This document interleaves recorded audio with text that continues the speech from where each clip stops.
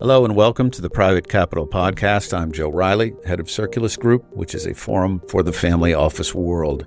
Scott Sperling is the co-CEO of Thomas H. Lee Partners. We had an excellent conversation about his time at Harvard Management Company under legendary figures like Walter Cabot and Jack Meyer, his thoughts on the evolution of private equity, the growth of THL, how the firm is structured, his top metrics, and how to find new areas of growth. Scott is co-CEO and co-chair of the firm's management committee. Prior to joining Thomas H. Lee Partners, Scott was, for more than a decade, managing partner of the affiliate of Harvard Management Company that managed all alternative asset classes for Harvard University's endowment fund. Before that, he was a senior consultant with the Boston Consulting Group. Scott has an MBA from Harvard Business School and a Bachelor of Science degree from Purdue University. Please enjoy my conversation with Scott Sperling. This podcast is for educational and entertainment purposes only. Anything said by the guests or host should not be construed as legal or investment advice. Thanks for listening. I always love starting with someone's background. Where did you grow up and what did you study at Purdue? So I mostly grew up in the Midwest. I was born in the Bronx, but then my family quickly, we had moved out when I was very young. So I mostly grew up in St. Louis and then ended up going to Purdue, which is a place that for some reason I can't actually identify. I always wanted to go to, and ended up studying econometrics, mostly at Purdue. From there, I went directly to business school, and I'd never had a white collar job until after I graduated from college.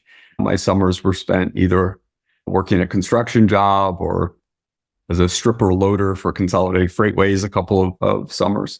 Wow, I haven't heard that name in a long time. My brother worked for CF. So isn't that right? Same thing when he was in college. Yeah. I was what they called a casual worker, which meant I showed up for the graveyard shift. And I knew somebody who was in the union, and they managed to put my name on the list most of the time. And as long as you worked as hard as you could ever work, they would call you back. And that's what I did. And I was making $9 an hour, but time and a half because I was working graveyard. And they often made us work overtime, which was double time. So it was hog heaven for me at that point. And then went to HBS, worked over the summer for McKinsey in LA. I actually had no idea what consulting firms did. All I knew is I had a lot of student debt and they paid a reasonable amount of money. And so it seemed like a good job. My family, my father and siblings had moved to LA from St. Louis in the meantime. So being out there was a priority. And then ended up meeting my wife, who was a first-year student when I was a second-year student at HBS, and got married after I graduated at the end of her first year. So wanting to stay in Boston, McKinsey didn't have a Boston office, so I went to work for BCG. And I was there, had great experience, almost was never home. There was one point in my career where I was commuting between Decatur, Illinois, Houston, Texas, and Jyväskylä, Finland.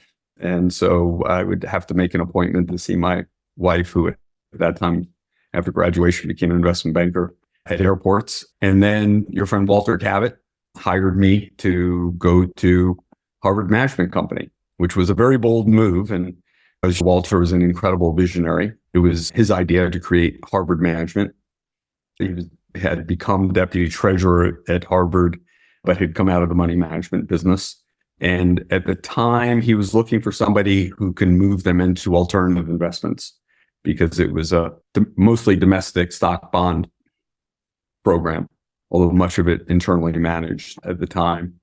And he wanted somebody without a traditional investment management background. And somehow I ended up with the job. And over the course of 11 years, we grew it from nothing to about 23% of the endowment. And that would be what we used to call leveraged buyouts, as opposed to just private equity, venture capital. I had been given the real estate group, and then what they called commodities, which was mostly oil and gas and some timber.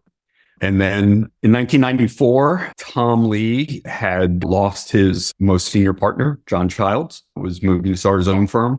I had done some investing, co-investing with Tom, and He asked me to join the firm, which I did. And then in 95, we raised our first large fund, the first $1 billion fund. And I've been there ever since. Did you ever consider any other career? I'm not really a great planner in that regard, which I think is when people say, why are you so happy all the time? I guess I just didn't have much foresight. I can't say I had never heard of private equity when Walter and a headhunter for him approached me about it. And I had never heard of consulting when I took the consulting job out of business school. So ignorance was truly bliss, and it worked out for me. I can't say that there was anything special that I would have otherwise done.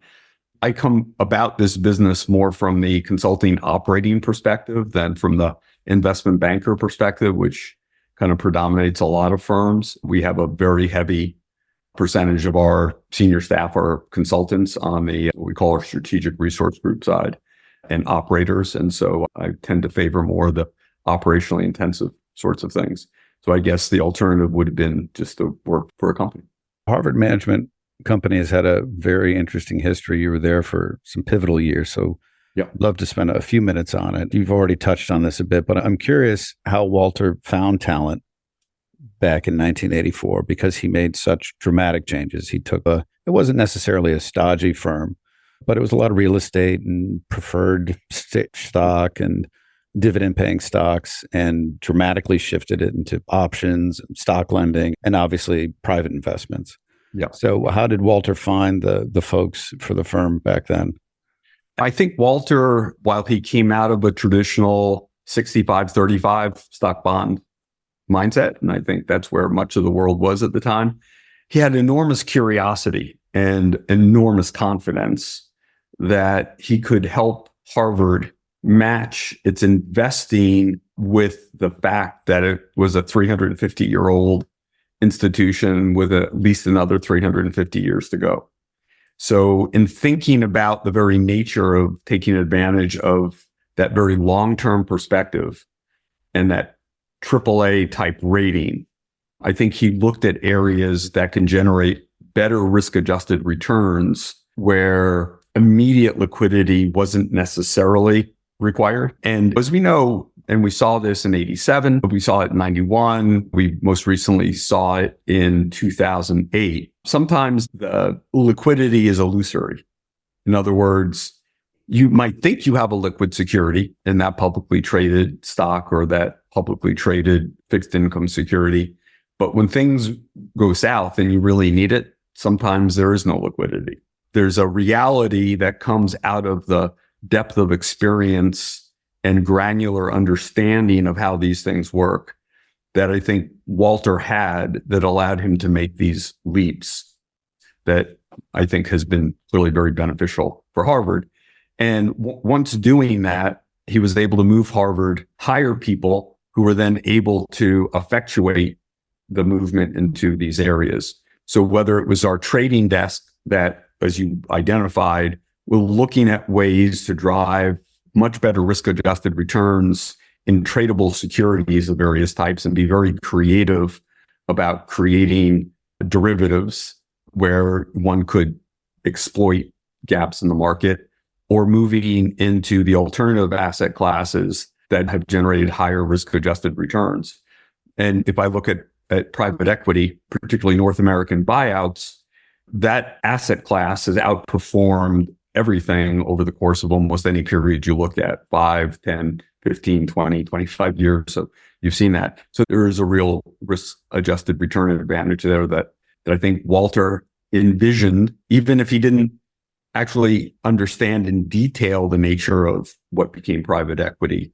He was somebody who was a quick study and understood what the opportunity might be and went after people who might help realize that. And I think Harvard really is indebted to Walter in that regard. The other element of it is that he created an environment where I think people were able to work for a not-for-profit institution effect that for Harvard, but where the intellectual excitement about what we were doing compensated perhaps for the lower than market compensation that we were taking at the time. And how did Walter decide on the allocation? Did it come all from the top, or was there a lot of feedback and input from across the firm? Yeah, it was. The answer is yes. It was feeding into Walter and a fellow named Don Bean at the time, who did a lot of the, he was the guy who really helped build the trading capability that really attracted a lot of very smart people that were able to generate high returns for Harvard, utilizing Harvard's credit rating in ways that had dramatically higher return relative to risk characteristics. I think HMC had something like 300 private investments in the 80s. I'm interested in how you did your sourcing, how you did your diligence. How different was that from today? Like much of private equity in those days, we were more generalists. I built up a staff of people, hired a number of people who, like me, came out of consulting. And we had a set of relationships, expert relationships that came out of the Harvard network. And at the time, the Harvard Corporation, the fellows, was a much smaller group. They were individuals like Bob Stone and on the overseers, Bob Barker, who were longtime investors in venture capital, buyouts, real estate, other private asset classes, and oil and gas, and had a set of relationships that were very valuable to us. And then over time, we became an investor in a number of venture capital and a few buyout firms. And then we started to co-invest with them. So we were probably Kleiner Perkins' most frequent co-investor during that period. And we were able to leverage off of the relationships we had with Jeep, who had a very strong track record. Did you have a specific target company in mind, or was it more opportunistic? It was more opportunistic, where we would take advantage of the folks who were more technology focused in venture capital, both IT and healthcare, as well as look at opportunities as they came up.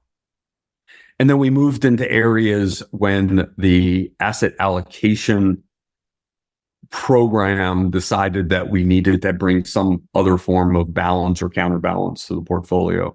Hence the movement into commodities, which had tendency to be a countervailing force to the equity markets.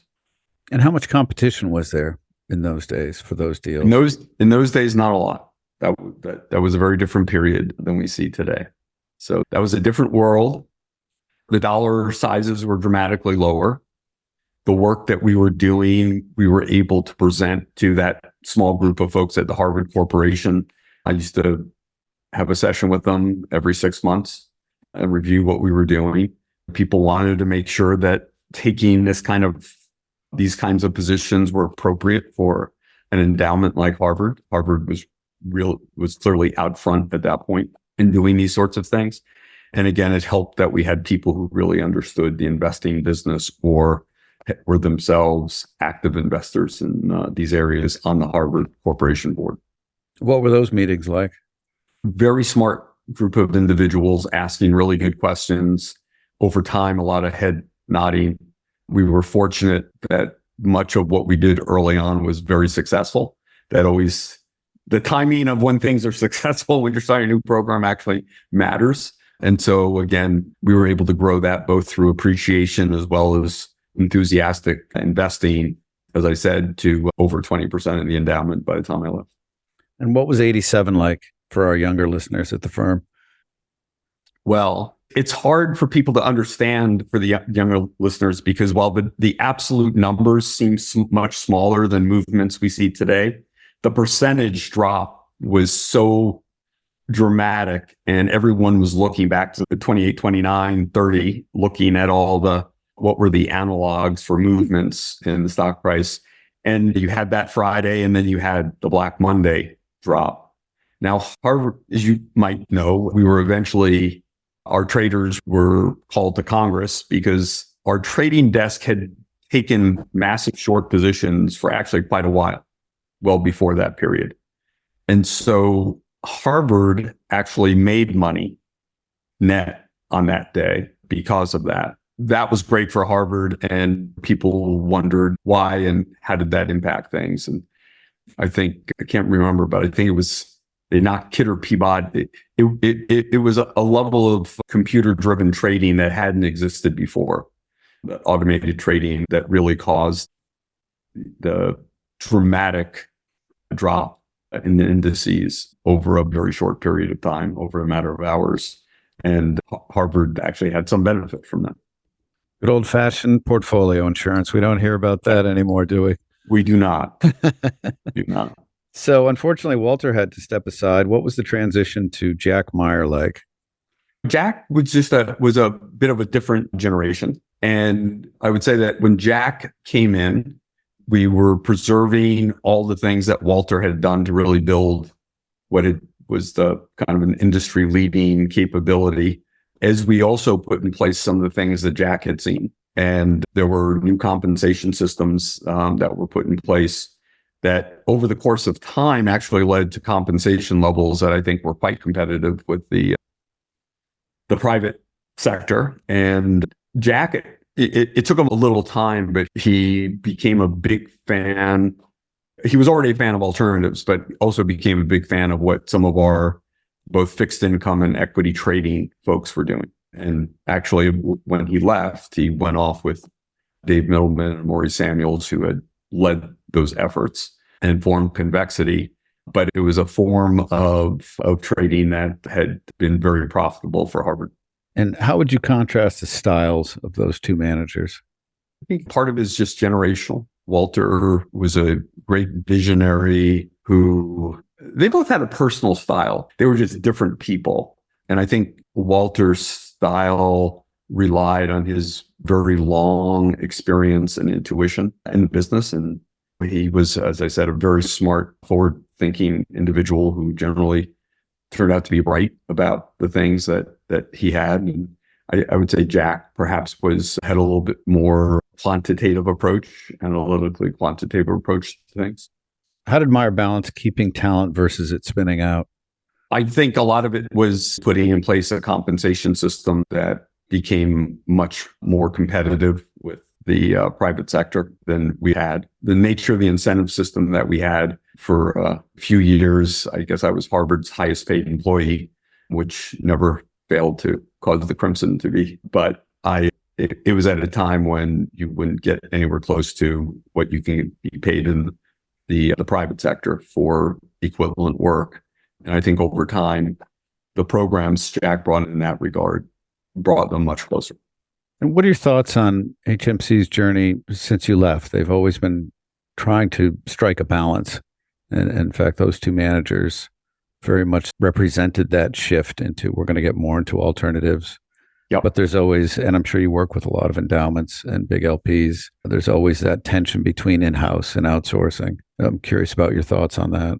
Yeah, they've really it's evolved pretty dramatically. When I was there, it was a lot of in-house married with relationships and investing in a set of GPs that really can help drive co-invest and provide high returns on the private equity and venture capital side for Harvard. And I think Jack continued that, and it continued through a couple of other successors. But over the last number of years, it has changed so that I think the reliance is almost totally now on outside relationships. Do you think there's a way to strike a balance? I think so. I think we see this with a lot of our own LPs who are very strong strategic partners of ours that co-invest very actively alongside of the transactions that we create and manage. And so I see that every day in terms of LPs. Many of them are large sovereign wealth funds that continue to invest very heavily in recruiting and retaining really excellent people who have the capability to work, as we say, shoulder to shoulder with folks like us at THL. So I know that it is possible. There are a variety of ways to continue to drive strong returns, and what they're doing at Harvard right now, I think, has every possibility of doing that. What's a day like for the co-CEO of THL? Lots of meetings with deal teams, our LPs, particularly our large strategic partners who invest alongside of our deal teams and our companies. Every now and then doing things like this as part of the the public-facing aspect of what we do. And then a lot of work with deal teams, thinking about portfolio companies and opportunities that we have, both to continue to accelerate revenue growth and improve the efficiency of our business models, which is an effort that is constantly underway at every company, where we bring a core of operating experts, we call our strategic resource group, together, actually starting in diligence with our domain experts, our investment professionals who live in that specific subsector. And what we're trying to do is look for opportunities to invest in companies where the industry or subsector has very strong secular growth drivers to them that we believe are sustainable, and usually in places where we can build a franchise, where we do multiple deals over many years in all different aspects of that subsector, and where we believe we can help that company get to that next higher level of performance. And that involves deploying our people, looking for ways to improve the key business processes of those companies. That is something that we have lots of people working on at every portfolio company, and where it's important for those of us as co-CEOs to continue to be on top of. How do you divide the responsibilities with your talented colleagues on the leadership team? So Todd Abrecht, who's been my co-CEO for a number of years, he succeeded Tony Genovi, who had been co-leading in the firm with me since the early 2000s, late 1990s, is a very talented individual. We both come out of the investing side, and we work together more hand in hand on things. And the allocation is more based somewhat on interest and somewhat on background in terms of the nature of the deals that we may get a little bit closer to, and what we do on the overall general management or administrative side. And Todd had been effectively the person who, over the course of much of the last decade, was responsible for putting in place and managing key processes that were really helpful to us as we grew. The firm has had enormous growth, where if you look back to where we were 17, 18 years ago, we were really a generalist firm with 11 or 12 partners and 34, 35 professionals. And today we're over 40 partners, over 160 professionals, very focused on being experts in three broad areas: in business solutions, healthcare, and financial technology and services. But it's really not the broad sectors. It's really subsectors that we identify within those that get approved by the investment committee to be what we call an identified sector of opportunity, or ISO.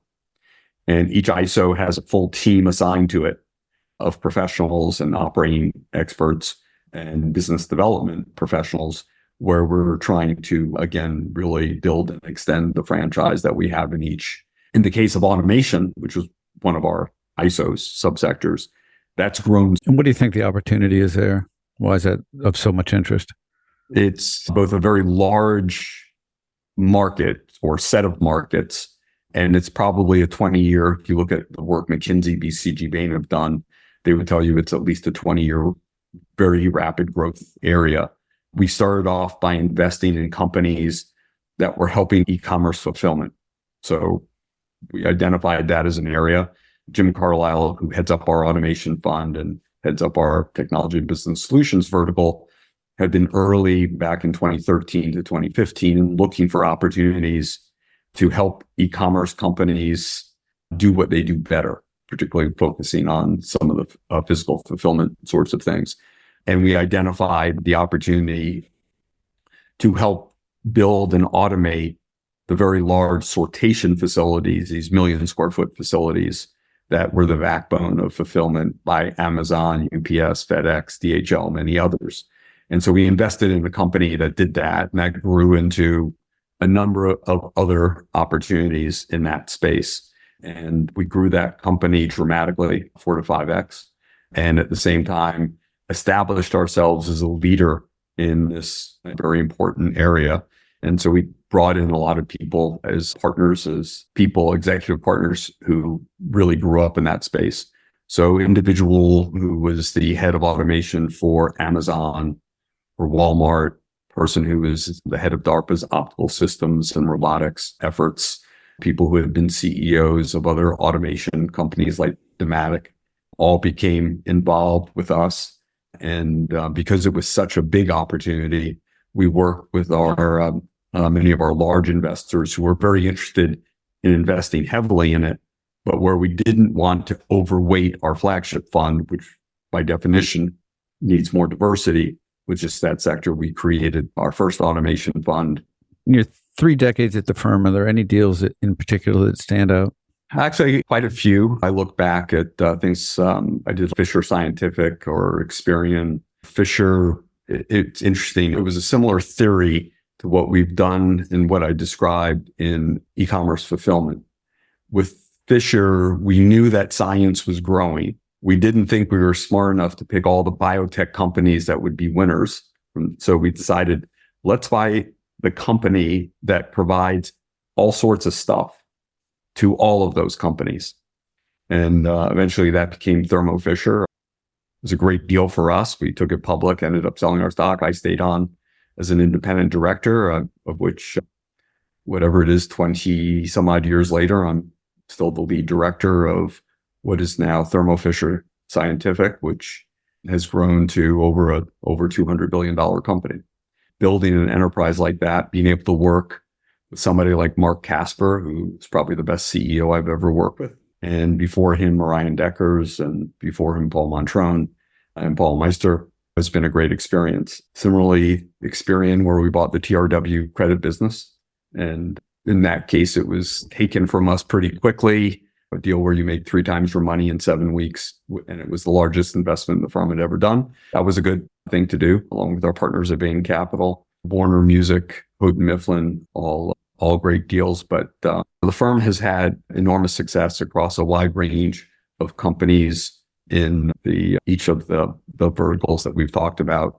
Other pharma services companies like CSafe, so many fintech companies like FIS, Black Knight, 2 of the largest companies now in the world in terms of providing outsourced technology services to large parts of the financial service landscape.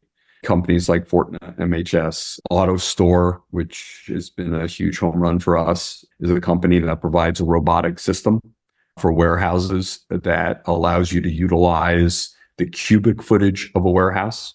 It's an incredibly advanced system where you can create cubes of various sizes and where you can stack things now to take advantage of all of the space in a warehouse to dramatically reduce the needed footprint, and do it in ways where you can pick up a car or you can pick up a pen and then resort it in ways that are incredibly efficient. Companies like Nextech in the healthcare IT space.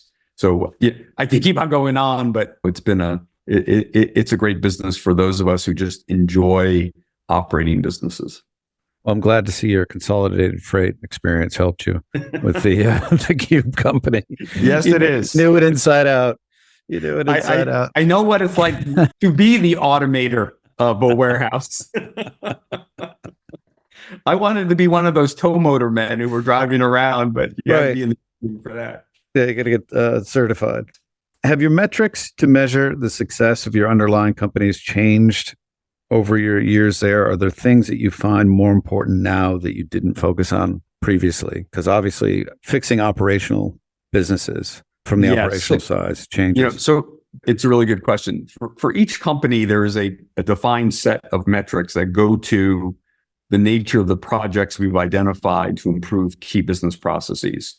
So there's, of course, all the normal financial metrics that we monitor very closely with great granular detail. But then there are very specific things that we're looking at that we believe will impact that financial performance.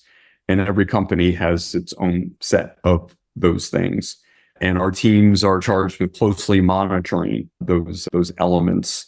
And we do a quarterly full portfolio review where the investment committee and the portfolio review committee can dig into the details of every company's performance. And if there is anything either exceptionally good or potentially bad that may go on in a portfolio company, that gets raised on a weekly basis with the investment committee. And so we're constantly trying to monitor not just the output in terms of financials, but to your point, really a series of inputs that we believe will drive those financial results. And is there any in particular that you find helpful? It's really very specific to these companies, but we're trying to measure the efficiency of go-to-market. So there are a number of different metrics that we look at how efficient our sales force is and where the efficiency is higher. So we can constantly redeploy to places that have the highest yield and identify places where we're not being as successful as we think we are. We're always looking at companies that develop or produce product as opposed to service. The nature of all the inputs that may go into the COGS part, the cost of goods that we're measuring. And then we're trying to always look at the efficiency of how G&A is deployed for a company, looking for where there may be points to drive scale. And that could be an opportunity to grab incremental margin for the company. And how do you think about institutionalizing the process at Lee so that you can deliver the benefits that you've learned from one company to the next? That's a really good question. What we have done is, if you start with the thought that we're building franchises in very identified and consistent subsectors, we are embedding both within our people, but then making sure it's institutionalized across the firm, knowledge about how those businesses work in very gory detail. And we're constantly adding to the list of what best practices could be, what may be portable to companies that are similar or may not be similar in terms of the nature of the sector, but where we can learn from some of the things that have worked. The fact that we have as integral to how we operate this large group, 21 right now, senior operating experts who work on deal teams hand in hand with our investment professionals on those deal teams, that organization that we call our strategic resource group, they're constantly monitoring and remonitoring and recording all of these sorts of things. So we have people who are experts in go-to-market within that group. That's what they do. That's what they live. And then within that go-to-market group, we have people who focus on pharma services or may focus on software companies, constantly learning what works, what doesn't work, and what we might try. When we owned a big CRO, Syneos, we had a large team of people who worked with them and had relationships with all 20 of the 20 largest pharma companies out there. So when we looked at a company that was in a space that the macro resonated with us, this is a company called CSafe. And this is a company that is one of the 2 companies in the world that have these boxes that are climate controlled to ship biologics. So we knew that biologics were growing. In fact, early on, they were growing exponentially in terms of the percent of drug delivery that was occurring. And they're very high value, so that you can have a box, and that box can have $20 million worth of life-saving product in it. You cannot afford for that to be damaged by humidity or heat or cold. But when we looked at this company, originally, we noticed that they only had one top 20 pharma relationship. And yet we had people who had been running go-to-market in the CRO space and had the relationships with big pharma. And so we deployed her into this company in order to build the relationships with the top 20 pharma. And within 2 years, we had contracts with 18 of the top 20 pharma companies and had enormous growth in the revenues and profitability of this company. We were able to take advantage of the fact that we identified an emerging subsector. It was something within pharma services that had great growth tailwinds that are going to last 20 plus years. And we identified a company that was well positioned, but didn't have the capabilities to take full advantage of what they had in a industry that was going to have dramatic growth. And so we were able to bring that to bear. THL has always been interested in growth, but obviously growth changes over time from sector to Yes. sector. How do you folks filter the universe to find the type of growth that you want? We're constantly looking at where we think the trends are, more macro trends within the sectors, the broad sectors that we invest in. And we'll make changes over time if we have to. We have a good heritage in the consumer sector, but back in the middle of the last decade, we dropped our consumer vertical because we just didn't think that the secular drivers were there to sustain the kind of growth that we're seeing in the other three verticals we had. And so we'd rather redeploy that resource into the faster growing verticals. And then within those verticals, we're constantly reevaluating the ISOs or the subsectors that we're in, and we'll occasionally add a new one. So in healthcare, for example, bioprocessing is our newest ISO. Now that used to be part of pharma services, but the very nature of serving the large molecule biologic side of the world is actually quite different than what with the more traditional pharma services. And so we split that off. Automation used to be e-commerce enabling, and then we broke that into a couple of different ISOs where automation, again, became so large that it's both an ISO and a separate effort. So we're constantly looking at where we think strong secular driven growth is, and then trying to bring in the expertise and build even more expertise and bring in relationships that will help us build a real franchise in each of those areas. So as lending rates have changed, how do you think about the appropriate amount of leverage to put on these companies based on revenue? The lending rates have two impacts. One is the coverage ratios, which you're really getting at with the amount of debt that we put on. Because we're buying and creating growth companies, we traditionally have not used all the leverage that would be available to us. We're really driving our returns more through EBITDA growth. So we haven't had to do that. But clearly, we're also very mindful of the cost of that debt and what it means for the cash flow coverage. So we make adjustments to make sure that we have a robust capital structure, and whatever that means for the amount of debt to EBITDA, it will depend on that particular situation. One of the things that you have to do when rates go up is adjust your entry multiples. And that's particularly true because I believe that for a lot of reasons that we're not going to go back to free money, that it's more likely that the 10-year stays in a kind of 3 to 5% range with periods where it might spike up. That's more likely than it coming back down below that 3% number. And therefore, exit multiples are not going to be as robust as what we've seen.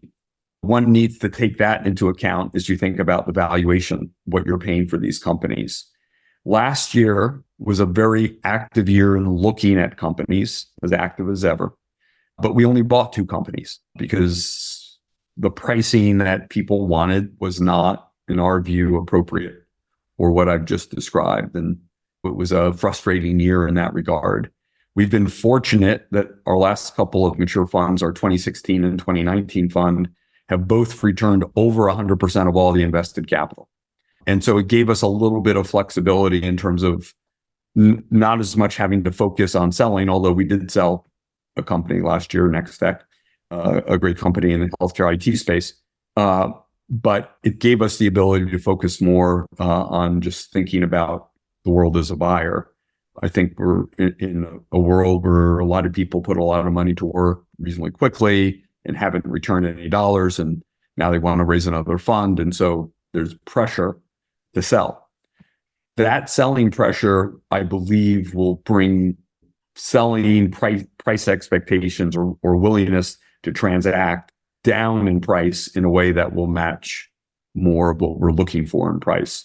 And so I would anticipate this year being a more fruitful year in doing that. We've always taken a very proactive approach in sourcing and have built a sourcing engine, as we call it, that consists of very senior people doing business development work. They often come out of our ISOs. They were C-suite executives, great Rolodexes.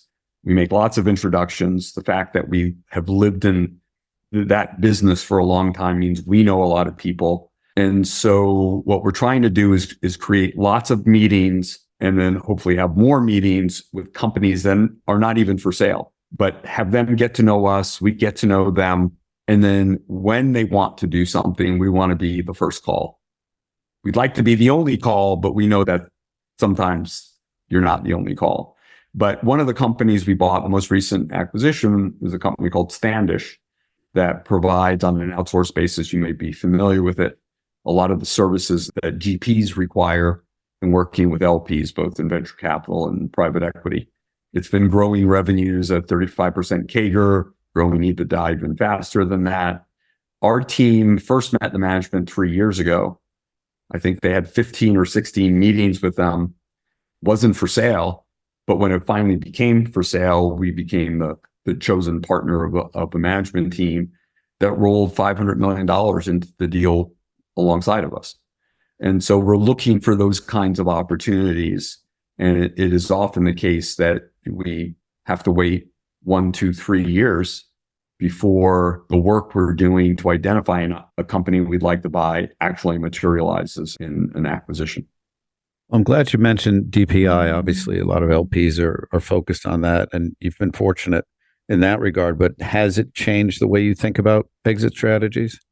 I mentioned earlier that one thing that characterizes us that may be different than most firms is that we do bring this operating resource, our strategic resource group, together with the investment professionals, the domain experts. We actually start in sourcing because we're trying to sell what we can do to these companies. What we did with so many situations is if a management team's interested in getting some resource that can help them get to the next level of performance, if there's a seller who wants to stay in the company and get a second bite at the apple, so take a lot of money out, but also make even more money the second time, then we're a good partner. That's a good dynamic for us. But because we are investing in areas that we really know well, we already have a theory as to how to make that company better in terms of accelerating revenue growth and improving the efficiency of the business model to drive higher levels of cash flow and profitability. We confirm all of that during diligence. And so by the time we sign a deal, we're ready to go in implementing all of the changes and all of the projects that we'd like to implement. And by the time we actually close the deal, much of that organizationally is underway. And what we have found is systemically, we can get to higher DPI faster because of the nature of our integrated process early on. And so we continue to invest in both sides of that and try to stay disciplined, and actually have stayed disciplined in terms of only investing in those areas that we really know, where we have a franchise, where we have a lot of people who came out of those industries who can help us both evaluate the opportunity and be very realistic about what the upsides as well as the risks are, but also help us more quickly implement what we and others call the value creation plan for that company. How does a PE firm think about going public or not? What are those discussions like? I think a large part of it is what's in the interest of the partners. Is that something that, like us, most of our partners would rather not do? Or in many cases, there's relatively tightly held ownership of the entity so that the benefit is very large for a small number of people, and over time will get potentially larger for others. It's something that I think requires somewhat of a change in what you're going to be doing and how you're going to be doing business, and the fact that you're focused more on asset accumulation, given that the fee stream is the real key metric on how you get valued in the public markets. I think having a more diverse set of asset classes than a pure private equity firm is important. I think if you talk to Mark Rowan at Apollo, he'll say, we're not really a private equity firm. We have great private equity, but the largest part of what they do is more related to credit, insurance, and that sort of thing. And I think if you look at Blackstone, real estate and credit are bigger, or as big, if not bigger, than what we would call traditional private equity. And so you're really moving into areas that are different than if you want to continue to double down on the pure private equity side. It's neither better nor worse, but it is just different. It's very different. They're turning into asset management firms, essentially a platform. Yes. You folks have never considered that. It's not something that has been what we want to do. I think most of our partners, and I know for myself, again, we like being owner, quasi operators of businesses. That's what we really enjoy doing. And I think that's different than being a very large AUM driven firm. Scott, how do you relax after all the travel that you do? Grandchildren. Oh, good. How many? 7.5. Wow. Fantastic. Yep. They are the best. They are the best. But any hobbies, anything? For 20 some odd years, I played rugby. And then over the course of 2 years, 2 ruptured bicep tendons took me out of that. And now my wife and I will watch our kids playing tennis, which we were both big tennis players. And then particularly my wife, much better than me. And then participate in whenever they let us, which is rare, in things like pickleball. And then we're both involved in other not-for-profit opportunities. My wife chairs the board of Duke and at CJP in Boston, and I chair the board of the MassGeneralBrigham healthcare system. We try to contribute back in meaningful ways. What are those discussions like, Mass General? What's it like to be on the other side of the table? Number one, I would say that, and this starts with when I first got involved in the Brigham board 20 some odd years ago, really awe what they do as the largest and probably the best high-end clinical provider in the country and the world amongst the 2 academic medical centers. It's one of the only systems that actually has 2 very large AMCs and 3 top-ranked specialty hospitals in McLean and Spalding and Mass Eye and Ear, and a bunch of great community hospitals. What they do on the clinical side is awe-inspiring. We're the largest research system by far in the world.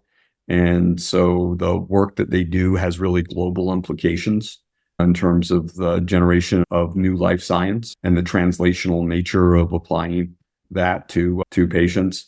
We're the largest teaching, we're the Harvard affiliated hospitals that are the largest teaching organization. And then we commit an enormous amount to the community. The problem with all of that is that nobody really wants to pay for most of those things. Every year we start $2 billion in the hole. There's about $1.5 billion of not fully reimbursed clinical care that we provide to the communities and people in need. There's $500 million of unreimbursed indirect expenses in research and the cost of teaching that next generation of physicians and leaders of the medical community in the United States and globally. And so nobody really wants to pay for those things. It's not a business model that you'd want to invest in. But I think for those of us who are very involved in it, I think we would all say that it's probably the most meaningful thing that we can contribute back, given the importance to our communities and the importance to life science globally that we can do. But the people who run it, Anna Klebansky, who's our CEO, is just an extraordinary individual, one of the great physician scientists of the world who, when thrust into that job as CEO, and I first became chairman and former CEO had retired, has just done an extraordinary job through COVID. And we've built a enormous capability underneath her that we hadn't had historically. And by necessity, we have taken what was a disparate set of hospitals, again, best in the world, but they were all in that Harvard tradition, tubs on their own bottom. And we've now brought them together as a system so that we can dramatically increase the amount of capacity that we have to take in patients, so they don't have to wait 4 months, 9 months, 10 months in order to get an appointment with the world leading specialists, or they don't have to wait 9 weeks to get that MRI. We've now been able to take advantage of the totality of the resource and system to significantly improve that and look at ways of providing that kind of very high-end tertiary and quaternary care at the lowest total medical expense that we can. Scott Sperling, thank you so much for joining us and sharing your insights with us today. You are very welcome. Thank you. Thanks for listening. If you enjoyed the podcast, please leave us a review on Apple Podcasts or share it with your friends. Thank you.